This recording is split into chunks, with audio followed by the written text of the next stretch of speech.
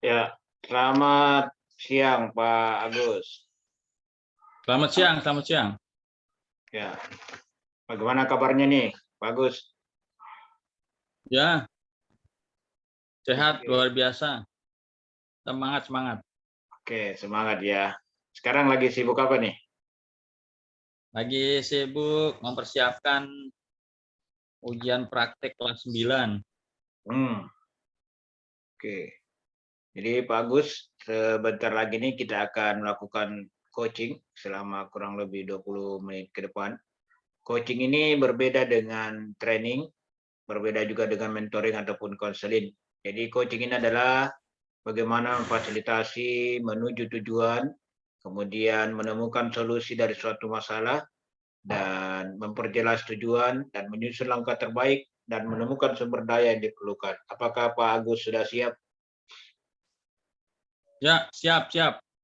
Oke, di akhir sesi coaching ini, apa yang ingin dicapai atau didapatkan oleh Pak Agus? Eh, saya akan mempersiapkan ujian praktek,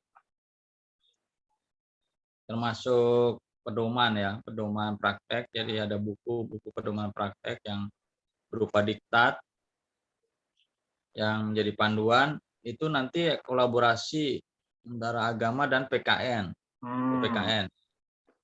ya, jadi ada kolaborasi Pak Agus ya. Ya, betul. Ya. Terus apa tantangan yang sedang dihadapi saat ini? Ya, ini karena pertama kali berkolaborasi dengan pelajaran lain, maka ada tantangan tersendiri, terutama dalam hal penilaian ya, dalam hal penilaian, aspek-aspek yang dinilai, Ya. juga dalam hal pelaksanaan praktek ya, pelaksanaan praktek. Hmm. Karena biasanya masing-masing mata pelajaran melaksanakan praktek sendiri-sendiri, tapi ini satu praktek dinilai oleh 2 mata pelajaran. Hmm. Oke, bagus. Eh, bagaimana suasananya saat ini? Apa yang terjadi? Apa yang didengar Pak Agus? Apa yang dilihat atau apa yang dirasakan Pak Agus? Ya, suasananya ada kelompok yang semangat, ada kelompok yang kurang semangat karena merasa ujian tertulis sudah selesai ya. Ternyata masih ada ujian praktek. Nah, Hmm. lalu suasana ujian mulai mulai mengendor ya, mulai mulai tidak bersemangat lagi gitu ya. Ya demikian Pak Adi. Oke, jadi yang dilihat saat ini ada yang semangat, ada yang kendor Pak Agus ya. Iya betul. Oke. Terus kalau eh, yang dilihat tadi ada yang kendor, ada yang semangat. Bagaimana bisa dianalisa nih Pak Agus? Ya, setelah dianalisa memang setiap kelompok harus dipasang peserta didik yang dalam hal ini punya daya juang dan kreativitas, juga inovasi untuk mengajak bisa juga dikatakan meng-coaching ya, meng-coaching Hmm. temannya. Ya, bisa dikatakan begitu sehingga teman-teman dalam satu kelompok kembali bersemangat. Tetapi ketika Oke. tidak ada apa yang diandalkan di situ, maka yang lain merasa kurang bersemangat. Itu Hmm. sudah kami lakukan strategi seperti itu, setiap kelompok dipasang peserta didik yang punya semangat dan energik ya, dan apa namanya, bisa dikatakan aktif, siswanya aktif sekali sehingga yang lain terpancing untuk aktif. Begitu Pak Adi. Oke. Jadi tadi Pak Agus sampaikan bahwa tantangannya itu adalah karena ini penggabungan ada PKN, ada agama, Pak Agus ya. Ya betul. Ya. Terus apa yang menyebabkan tantangan itu ada, Pak Agus? Nah, karena dari segi agama, dari bidang agama itu menilai dari sudut pandang lain, sementara dari PKN menilai dari sudut pandang yang berbeda, walaupun serumpun ya, walaupun dalam mata pelajaran seperti serumpun, sama-sama sosial ya, sama-sama di bidang sosial, tetapi ketika dipadukan maka yang satu bicara tentang norma-norma dan hukum-hukum, norma-norma dan hukum-hukum tentang masyarakat, yang satu lagi agama berbicara tentang iman, tentang norma-norma iman yang mungkin agak berbeda. Tetapi memang ada hal yang nyambung, itu yang menjadi tantangan. Ada yang nyambung sehingga kita lebih mudah untuk berkolaborasi. Itu yang menjadi tantangan. Oh iya. Oke. Terus apa langkah-langkah yang perlu disiapkan nih Pak Agus dalam menghadapi ujian praktek ini? Yang langkah pertama, saya bertemu dengan guru mata pelajaran PKN, membicarakan atau diskusi bentuk praktek, bentuk jenis praktek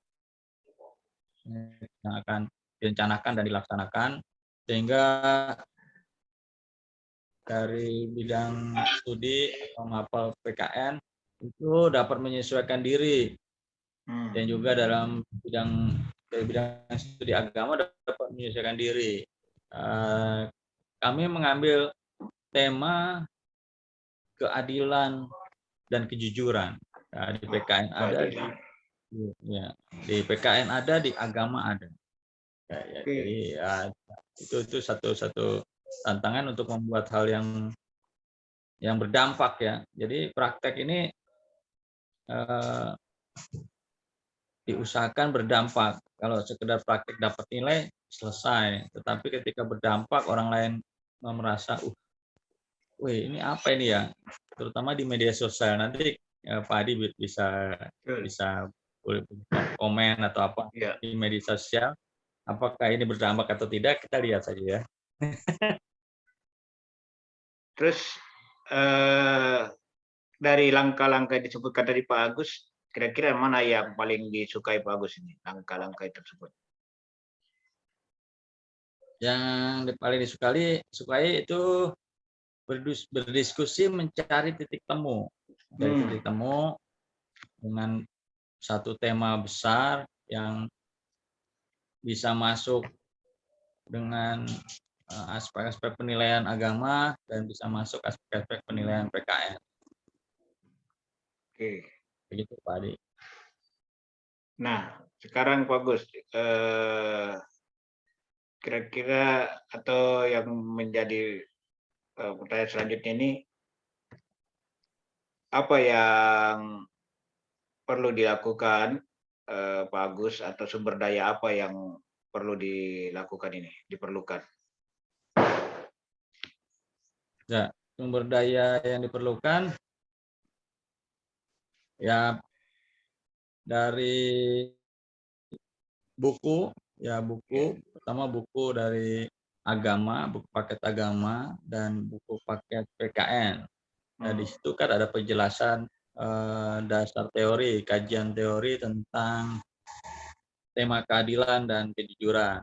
Di PKN ternyata ada juga norma-norma tentang keadilan dan kejujuran. Kejujuran, betul. Ya, maka sangat mudah sebetulnya untuk berkolaborasi gitu Pak Adi. Oke, berarti dengan keadilan dan kejujuran itu diharapkan siswa nanti ketika bisa menjadi pemimpin bisa lebih adil dan lebih jujur gitu Pak Agus ya. Ya, tepat sekali Pak Adi arahnya. Oke. Jadi dengan keadilan dan kejujuran itu bisa siswa bisa menyadari bahwa ada Tuhan dalam setiap napas dan tindakannya, bagus ya. Ya, betul. Tepat sekali Oke, Pak Adi. lanjut bagus. Jadi apa yang perlu disadari atau yang dipahami tentang tantangan dari tadi yang disampaikan oleh Pak Agus ini? Ya, yang perlu disadari dari tantangan sementara dari segi agama itu kan bagaimana kita bersikap sesuai dengan hati nurani ya, hati nurani. Nah, Nah, sementara PKN itu bersikap sesuai dengan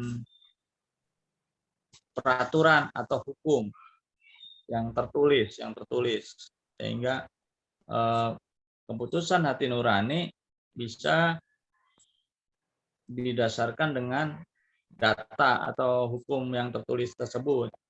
hmm, Nah, jadi hati nurani diputuskan bukan tidak ada dasarnya, ada dasarnya hukum atau norma-norma hukum dari PKN dan juga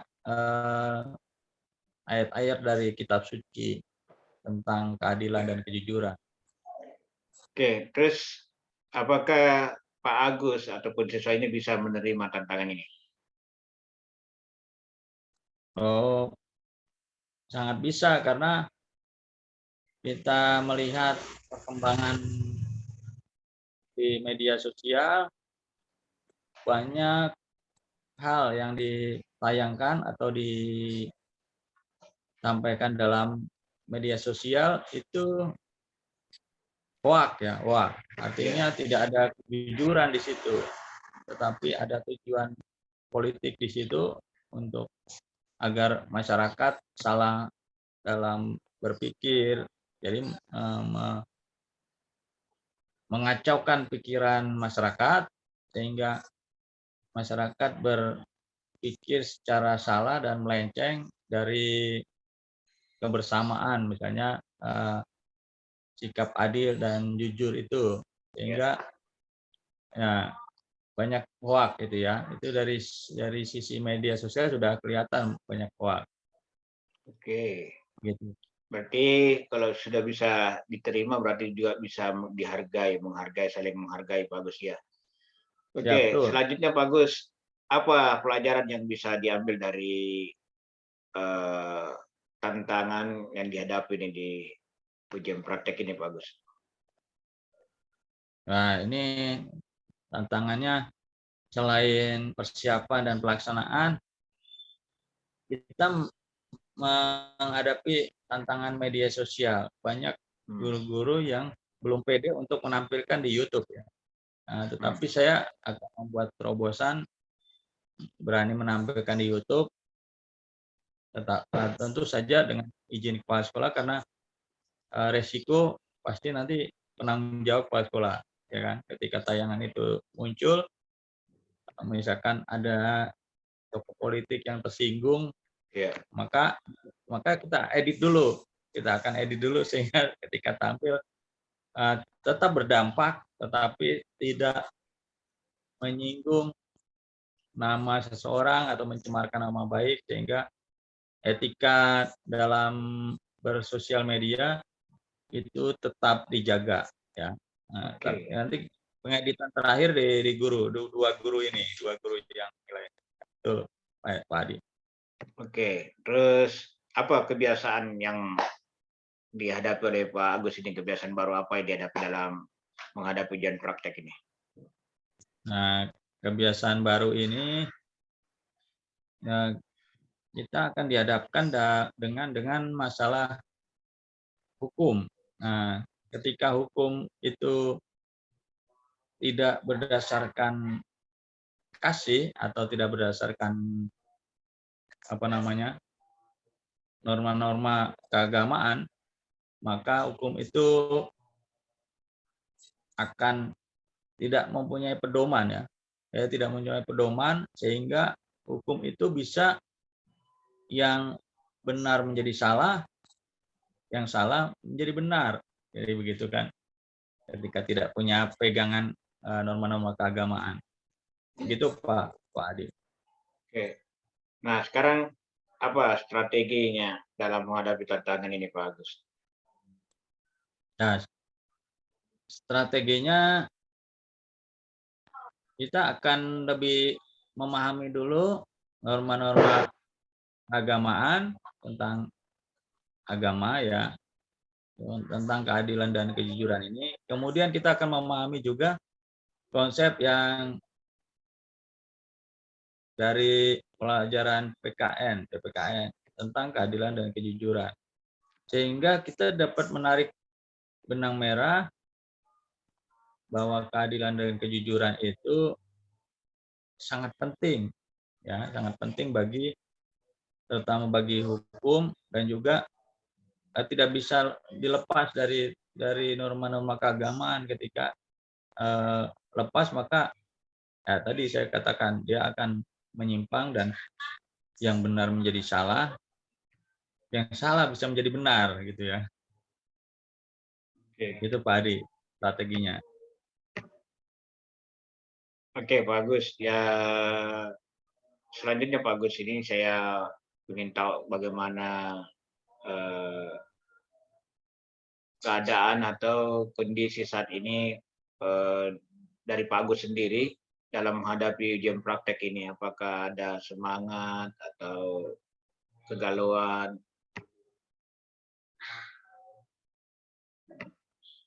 Ya sebetulnya ada semangat karena ada hal yang baru ya. Biasanya kalau ada yang baru itu semangat ya. Oke. Ada yang baru, misalnya ada motor baru, ya kan semangat tuh kan. Ya, Kalau bisa digambarkan ada semangat apa ini namanya? bagus dalam metaforanya dalam bentuk apa bagus? Semangat ini. Oh, Ya. ini dalam kuda. Jadi kuda yang dilepas talinya, Sudah. kemudian Oke. dia berlari kencang ya, berlari kencang kuda. Jadi benar-benar memacu diri untuk ke alam bebas. Nah, itu semangatnya seperti itu. Karena merdeka belajar kan, jadi bebas menentukan. Terutama untuk ujian praktek ini kita akan bebas menentukan keadilan yang versi anak-anak muda itu kan seperti apa, kan kita nggak tahu. Nah, nanti lebih seru itu kalau yang bicara anak muda. Malah selama ini di TV kan ada foto-foto politik orang dewasa. Nah, bagaimana kita lihat anak muda bicara ya kan? Oke. Jadi lambangnya kuda ya. Ya. Oke, Pak Agus, setelah ujian praktek ini selesai dan sudah bisa dikerjakan oleh siswa, menurut Pak Agus dampak positifnya dan dampak negatifnya dari hasil ujian praktek ini kira-kira apa, Pak Agus? Ya, dampak positifnya siswa lebih mengenal tentang keadilan dan kejujuran yang ada di masyarakat. Selama ini kan adanya di pelajaran, ya kan. Dengan ujian praktek ini lebih mengenal yang ada di masyarakat. Itu dampak positifnya. Dan juga dia lebih mengenal juga yang terjadi di dalam keluarga. Lalu bagaimana harus bersikap menghadapi itu. Nah, dampak negatif ya. Dampak negatifnya itu artinya jadi peserta didik itu jadi lebih terlalu dini untuk menjadi terlibat dalam tokoh masyarakat, sehingga seperti yang terjadi dalam demo-demo mahasiswa itu kan, ketika mereka tahunya terlalu dini, lalu tahunya setengah-setengah, sehingga Ya, terjadilah demo-demo yang mempertanyakan sebetulnya mereka belum mengalami itu, dan juga bukan hanya belum mengalami, tetapi belum ada kejelasan tentang yang didemokan itu, tetapi sudah menyuarakan tentang keadilan, misalkan keadilan kejujuran ya. Nah, sedangkan belum ada data yang kuat. Nah, namanya orang muda begitu, dan dampak negatifnya itu belum ya, ada data yang kuat, tapi sudah gembar-gembor, sudah hmm, demo-demo. Ya, seperti itu Pak Adi, betul, dampak negatif. betul, betul. Hmm. Oke, bagus. Di akhir sesi coaching ini, apa yang bisa Pak Agus simpulkan ini dari coaching kita ini?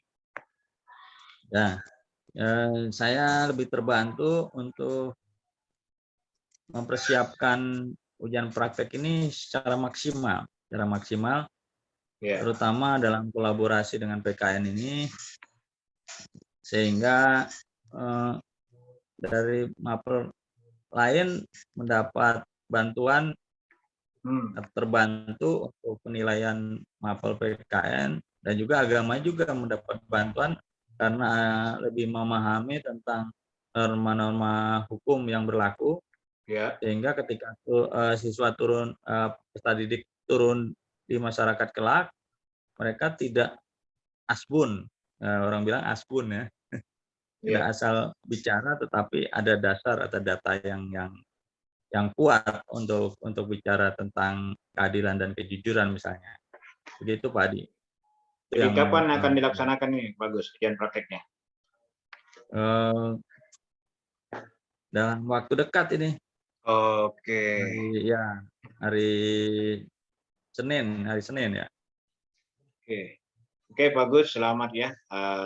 Di sesi coaching ini kita sudah akan akhiri, dan saya ucapkan terima kasih dan selamat untuk mengikuti atau melaksanakan ujian prakteknya. Semoga bisa berhasil. Selamat siang dan salam sehat, bagus. Oke, terima kasih Pak Adi. Selamat siang, salam sehat selalu. Oke, terima kasih.